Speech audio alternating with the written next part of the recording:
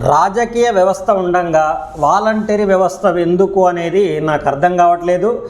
ముఖ్యంగా రాజకీయ వ్యవస్థ అనేది వార్డు మెంబర్ నుంచి సర్పంచి, వార్డు మెంబరు, సర్పంచి, ఎంపీటీసీ, జెడ్పీటీసీ, ఎమ్మెల్సీ, ఎమ్మెల్యే, మంత్రి, ముఖ్యమంత్రి, ప్రధానమంత్రి, ఆఖరికి రాష్ట్రపతి వరకు, ఈ మధ్యలో గవర్నర్ కూడా ఉంటాడు అనుకో. ఇంత పెద్ద వ్యవస్థ సక్రమంగా పనిచేయట్లేదు అని చెప్పడానికి మాత్రమే వాలంటరీ వ్యవస్థ అనేది ఉపయోగపడుతుంది.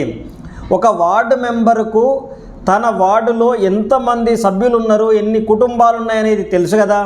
ఆ వార్డు మెంబర్ చక్కగా తన విధులను, విధానాలను సక్రమంగా